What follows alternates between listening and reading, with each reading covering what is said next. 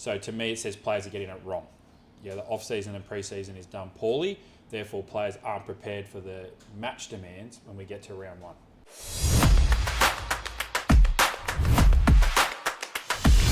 Welcome back to the Athletes Edge podcast. We've worked with 50 pro athletes and 36 semi-pro athletes. On today's episode, we'll be discussing how to create a better conditioning program for the off-season. So, Tim, most athletes think running more will automatically make them fitter, but sometimes more can actually be worse because it's not just about how much you run, it's also about how you run. So why is conditioning in the off-season so important, and what should athletes be prioritising? I think everyone can relate to the importance of off-season in terms of how it prepares us for pre-season and then obviously what lead into the season. But what's really important to consider with your conditioning is when we talk a lot about chronic load, we get a lot of our conditioning and running from our sport training. In off-season, all that's out of the schedule. So we look at how we, condition the body, build the engine, so we have fitness to run out games, and that takes time, and you can't just jump into full training. So it's really important off season that we're thinking about building that, so we can keep consistent. Just on the back of that, we got to keep in mind, to your point around it's about how you run, is players go through these big off season training blocks, all these big pre-seasons, and what happens around one. We've spoken about this before. Cramp. How many players cramp? That shouldn't happen because you've had 6 months to prepare for that game. If anything, later in the season, I'd understand it when there's been all these different things you've had to manage around, schedules and injuries and, just fatigue and tough games. So, this is the one time where you get to really plan and build. So to me, it says players are getting it wrong. Yeah, the off-season and pre-season is done poorly. Therefore, players aren't prepared for the match demands when we get to round one. So that's important to think back, because if you go round one and work backwards, you've then got to start now. If that's 3 months away, 5 months away, what am I going to do each month to build up to be so I can have a really good training block with high intensity, but get there safely? Yeah, and we've talked about in the past how most coaches kind of get it wrong around, they think it's through a lack of fitness, not in terms of why people cramp, and not a lack of intensity. So most athletes do tend to struggle with what kind of running program they should be doing, how often, all that kind of thing. So we use a simple test called sort of MAS, which stands for maximal aerobic speed. Yep. Can you explain what MAS is and how athletes can test it? So we use a test where around that 6 minute threshold has been the best you can do, which is why I'm not a massive fan of, say, the 2K, because unless you're a really good runner, 2K gets out to 6.5, 7.5, even 8 minutes. It's probably too long to get a really good indication of that maximal aerobic speed. So maximal aerobic speed is the lowest speed that elicits your VO2 max. And it's shown as a test. It's actually pretty reliable to the lab-based markers where you see people with the gas mask on and max testing, running or riding bikes. So it actually pretty closely relates to that. So it's pretty accurate. Off the back of that, then we can prescribe aerobic-based running using your score in that test. So we can unpack that a little bit, but it allows us to prescribe some different training sets and reps around things a bit more like aerobic capacity, where we're trying to build like a really strong aerobic system versus more like aerobic power. So can we then add a little bit of intensity within, still training that aerobic system? So we're going to kind of break down sort of what session 1, session 2, session 3 should look like across your week. So We'll start off with the sort of long run, which is 75 to 85% MAS. Yep. So I guess most athletes kind of know this one, but what should it really look like in the off season? So this is very much aerobic capacity. So this is where to say, sometimes long runs get a bit of a bad name because I think people just default to doing only that. I think building aerobic capacity is important, and if you skip this step, you will potentially get caught out later on, but you can probably skip through and see bigger gains without it early on. But like I said, it's important in the long run just to have that general fitness. If you think of it in the gym, really fit athletes recover quick even in the gym between exercises. If you're not fit, all of a sudden, even something that's not like a fitness session, doing max strength, you get tired really quick. And that's because in the background, your aerobic system is doing a lot of work to help you recover just at a slower pace, and it can't do it. So it helps us. It's really important so that we can, be aerobically fit and cover sort of a lot more of that slower medium volume, say in a game, but it also allows us to do more work. Like fitter athletes can train more with less fatigue. So it's not the be all and end all, but it's just an important base.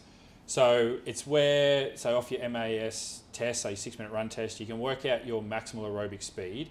So for a 6-minute run test, it's however far you ran divided by 360 seconds, 6 minutes. That'll give you your maximal aerobic speed. So it might be 5 meters per second, for example. So for this sort of zone, we're working between 75 to 85% of that speed, if that makes sense. So say, for example, you're going to do a 15-minute run, then you can work out your pacing off that percentage. Yeah, and I think the long run's also important in terms of when, I guess, athletes go back to pre-season. A lot of it is a quite big load spike in terms of the volume. Yep. So this kind of helps, I guess, get that base and create that capacity. So that way when they do transition back into pre-season training and the volume is pretty high for most local athletes especially, yep, something that they're probably a bit more ready for. So if we were to transition to our second option, it's more interval based around your MAS. So how do these work and why are the intervals so important? So this is where typically you'll do like that kind of HIIT session, high intensity interval training. So often the common one is that 1-to-1.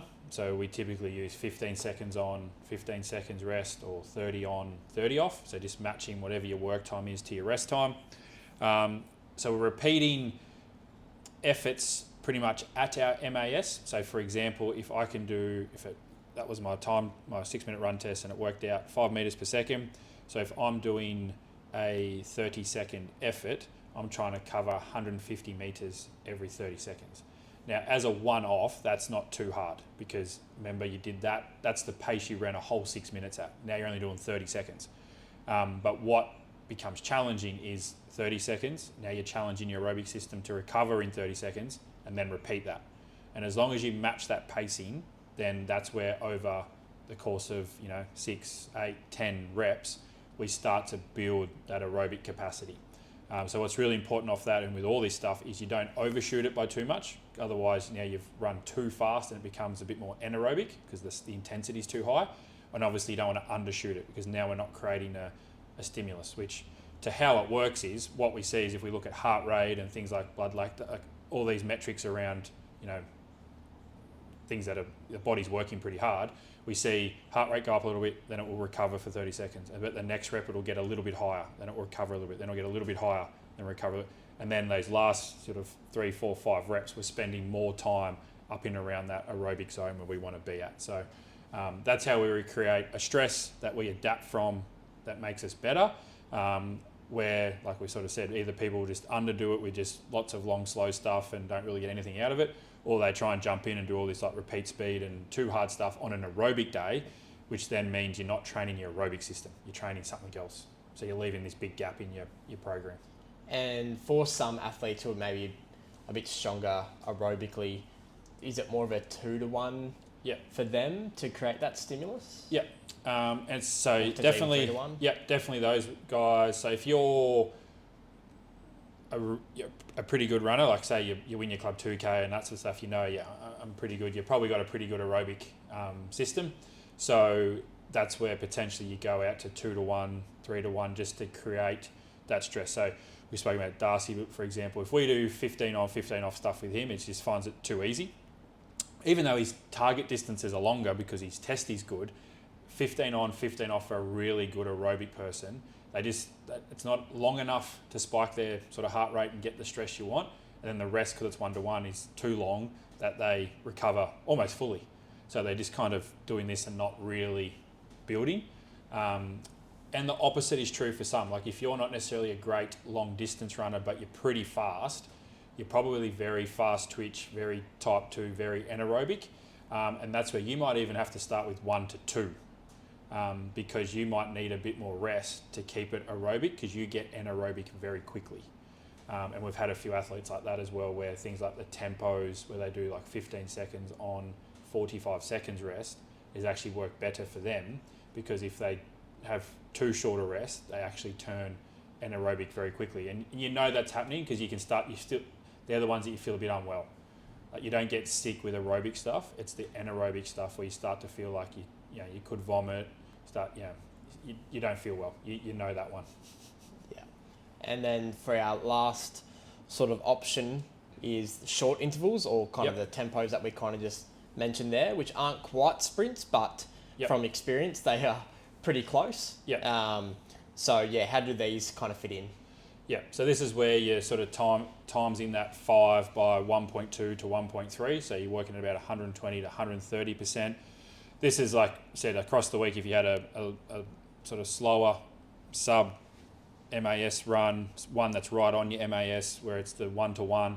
This one now is where you do more like your 1-to-3 kind of structure, where a bit more rest, but you're working a bit more higher intensity. So this is kind of more aerobic power. It's starting to border on more that anaerobic system, which is why you want your rest time to be a bit longer. Otherwise, it will become anaerobic very quickly. You still want to hit your targets to keep it aerobic. So it's not, so if we say, for example, like 15 second on, we're not trying to 15 second all out effort, still work out off your 5 times 1.2, what your target distance is. So times that by 15 seconds, then you'll have your target. Because then you can then aim for something so you don't overshoot. So again, that you're training the wrong thing. It's not, like I said, it's more aerobic power. It's not repeat speed, that stuff, but it's just getting you ready to work at those slightly higher intensities and repeat quality efforts. And where does the repeat speed sort of fit in? I know I've kind of done some of the sessions in the past, and they're probably the most brutal ones. Yeah. So where do they kind of fit in? To like a training week? To a training week, probably more like weekend stuff. I think you want to, where you can, have a day off after them. So that's where, if you're sort of scheduling stuff through the week, you want to look at potentially like it's a good Saturday morning one where you're going to give yourself Sunday off, because it is a bit more taxing. You will carry a bit more fatigue with it, and then it lets you start Monday pretty fresh again. Your longer run can fit in even on a low day. So if we talk those high lows, you might have, sort of gym and speed or something on a Monday, or skill session a pretty big day. You might do that slower run on like a Tuesday.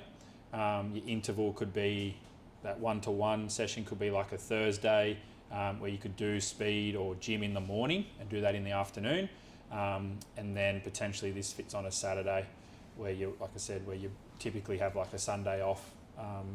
So that you give yourself as much time as possible to recover from it. And so a lot of athletes still get sort of sucked into thinking that the sort of 5 to 8k jog is enough to build their fitness base. So why isn't that the best approach? Well, like your speed's obviously low. As a result, so I look at what happens in a game. So yes, there's times where we walk and jog slowly.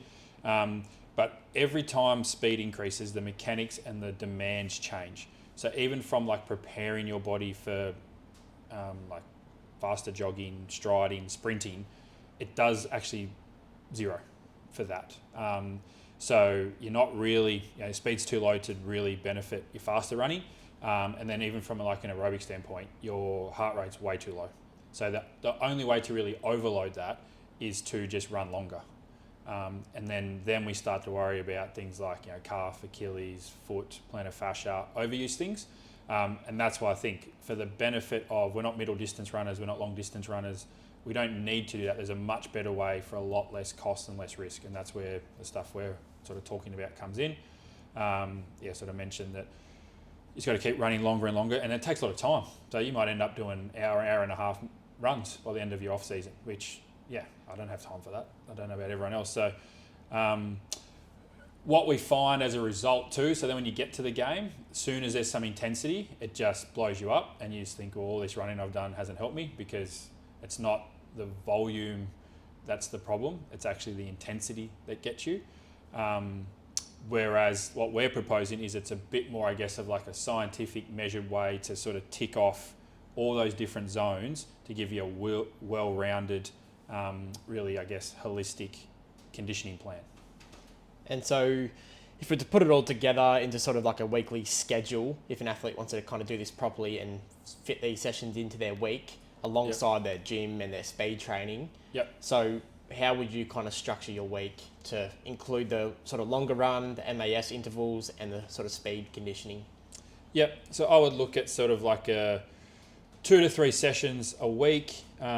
If you are early in the off season and you're not necessarily really great aerobically, I'd start with the long run and the 1-to-1, and then hold off on that 120 to 130% sort of overload effort.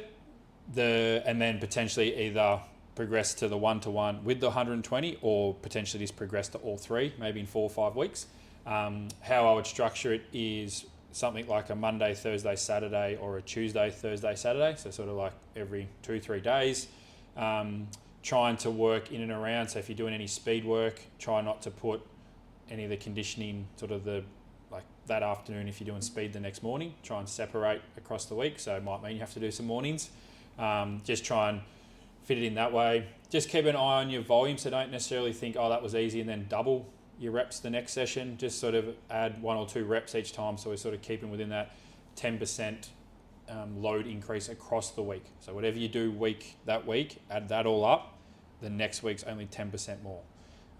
What often the mistake is, people think, well, I only increased this one by a little bit, but they've increased every session by a little bit, which when you add that up, it's actually that whole week is a big jump compared to the week before. And just, always keep in mind, like, how do I balance all this?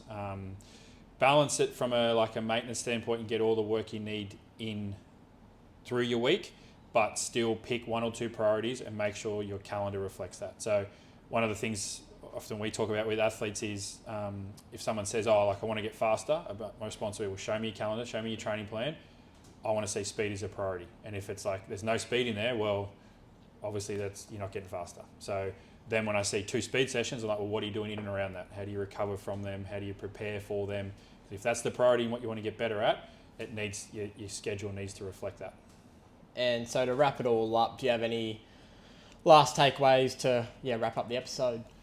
Start with a test. So start with your 6-minute, actually get a measure where you're at, then actually map out your plan. So put some sessions together, figure out those distances, bit of maths, but it's pretty simple. ChatGPT will probably tell you the answer if you punch it in and what you want it to do. And then obviously just stick to it and execute. Stick to your targets and do it well.